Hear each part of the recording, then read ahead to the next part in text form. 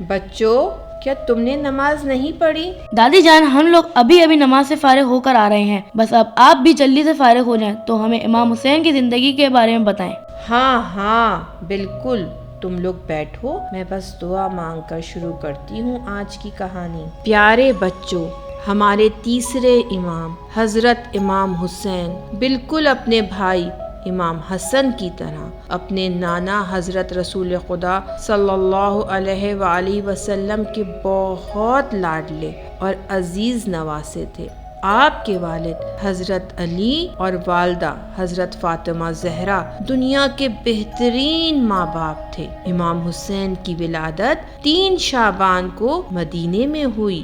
رسول خدا صلی اللہ علیہ وآلہ وسلم امام حسین کو بہت زیادہ چاہتے تھے۔ آپ بچپن سے ہی انہیں اپنے ساتھ رکھتے تھے اور اکثر اپنے کاندھے پر بٹھا کر سوار کرایا کرتے تھے۔ رسول خدا صلی اللہ علیہ وآلہ وسلم فرماتے تھے، حسین مجھ سے ہے اور میں حسین سے ہوں۔ امام حسین بچپن ہی سے بہت عبادت گزار اور کبھی بھی کسی بری بات یا برے کام کے قریب نہیں جاتے تھے۔ جب دشمنوں نے امام حسن کو شہید کر دیا تو پھر امام حسین امام بنے۔ وہ ہر کام اپنے بابا حضرت علی اور اپنے بھائی امام حسن کی طرح ہی انجام دیا کرتے تھے۔ اس زمانے کے بادشاہ کا نام معاویہ بن ابو سفیان تھا۔ معاویہ نے مرتے وقت اپنے عیاش اور نااہل بیٹے یزید کو خلیفہ بنا دیا تھا۔ یزید بے حد برا آدمی تھا۔ وہ سر عام شراب پیتا اور لوگوں کو بے گناہ قتل کرتا تھا۔ رسول خدا صلی اللہ علیہ وآلہ وسلم نے جن کاموں سے منع فرمایا تھا، یزید وہ سارے برے کام سب کے سامنے کرتا تھا۔ سب سے بری بات یہ تھی کہ وہ اولاد رسول سے بہت دشمنی رکھتا تھا۔ امام حسین نے مسلمانوں سے فرمایا، جب یزید جیسا شخص مسلمانوں کا حکمران بچ جائے تو پھر اسلام پر فاتحہ پڑھ لو، یعنی پھر دین اسلام باقی نہیں رہ سکتا۔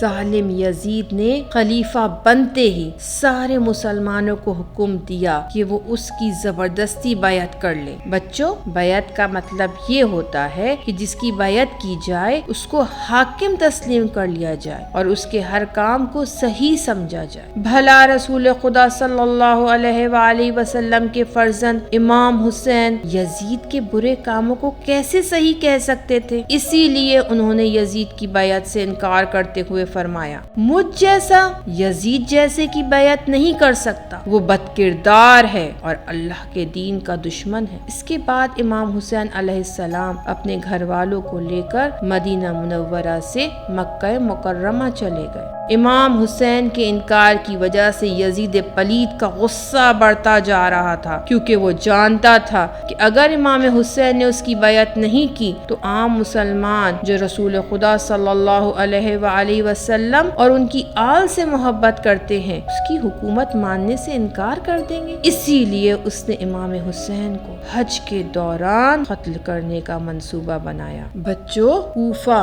وہ شہر تھا جہاں پر حضرت علی حکومت کر چکے تھے۔ وہاں بہت سے ایسے لوگ رہتے تھے جو اب بھی چاہتے تھے کہ امام علی کے بیٹے ان کے خلیفہ بن جائیں۔ کوفے کے لوگ پہلے ہی یزیدیوں کے ہاتھ پریشان تھے۔ جب انہیں پتا چلا امام حسین نے یزید ملعون کی بیعت کرنے سے انکار کر دیا ہے تو ان لوگوں نے فوراً امام حسین کو خطوط لکھے، اے حسین ابن علی، آپ کوفہ تشریف لے آئیں، ہم آپ کی بیعت کریں گے اور ہمیشہ آپ کا ساتھ دیں گے۔ کوفے والوں کے ہزاروں خط آنے کے بعد امام حسین نے اپنے چچا حضرت عقیل کے بیٹے جناب مسلم کوفے کے حالات کا اندازہ لگانے کے لیے بھیجا۔ حضرت مسلم نے وہاں پہنچ کر کوفیوں سے خطاب کیا اور خطاب کے بعد امام کی جانب سے ان سے بیعت لی۔ پھر آپ نے امام حسین کو خط لکھا کہ کوفے کے لوگ آپ کے ساتھ ہیں، آپ کوفہ تشریف لے آئیں۔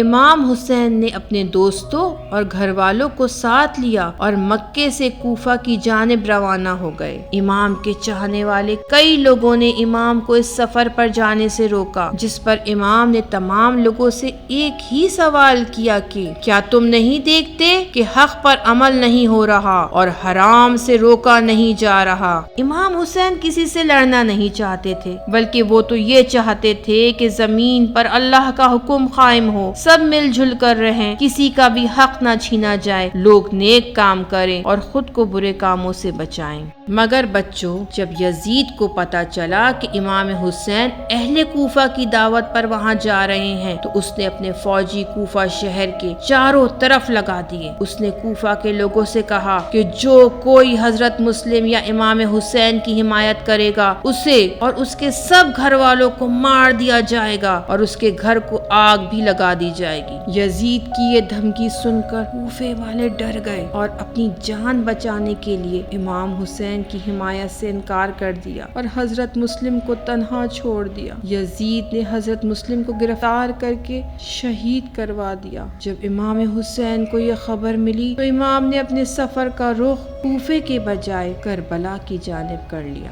کربلا پہنچ کر امام نے سب سے پہلے وہاں کی زمین خریدی اور نہر فرات کے نزدیک اپنے خیمے لگا دیے۔ یزید فاسق امام حسین اور ان کے وفادار ساتھیوں کی بہادری سے اچھی طرح واقف تھا، اسی لیے اس نے ایک بہت بڑا لشکر بنا کر عمر سعد کو دیا تاکہ وہ امام حسین کے چھوٹے سے قافلے کو کربلا میں گھیر لے۔ یزیدی فوج نے نہر فرات پر قبضہ کر لیا اور امام حسین کے گھر والوں پر پانی بند کر دیا۔ امام حسین نے یزیدی لشکر کو سمجھانے کی کوشش کی کہ اہل بیت رسول اللہ صلی اللہ علیہ وآلہ وسلم کے ساتھ ایسا سلوک نہ کرو، مگر یزیدیوں نے ایک نہ سنی اور امام حسین سے کہا اگر انہوں نے یزید کی بیعت نہ کی تو انہیں اور ان کے ساتھیوں کو مار دیا جائے گا۔ امام حسین نے ان کے جواب میں کہا خدا کی قسم میں ذلت کے ساتھ نہ یزید کی بیعت کروں گا اور نہ غلاموں کی طرح فرار کروں گا۔ اسی طرح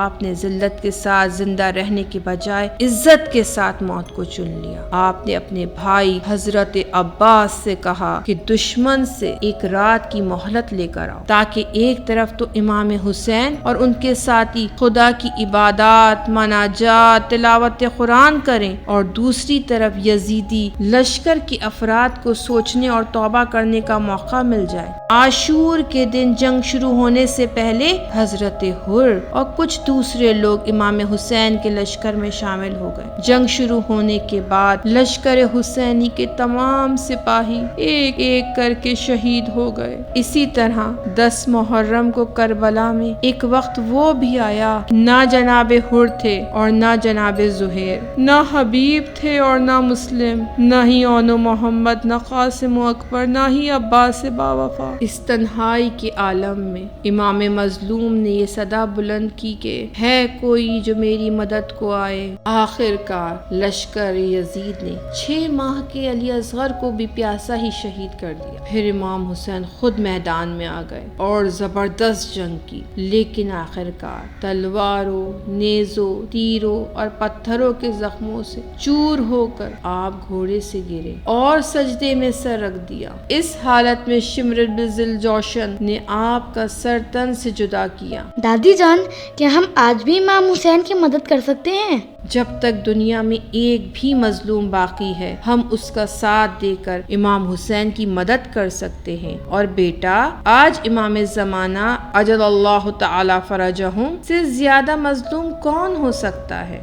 بچوں، امام حسین نے ظالم اور ظلم کو برداشت کیا۔ آپ نے سر دینا گوارا کر دیا لیکن ظالم کے سامنے سر نہیں جھکایا۔ اس لیے کربلا والوں کا نعرہ تھا ہیہات منا ذلہ، ذلت ہم سے بہت دور ہے۔ اور پیارے بچوں، جب ہمارے امام زمانہ تشریف لائیں گے تو آپ کا بھی یہی نعرہ ہوگا۔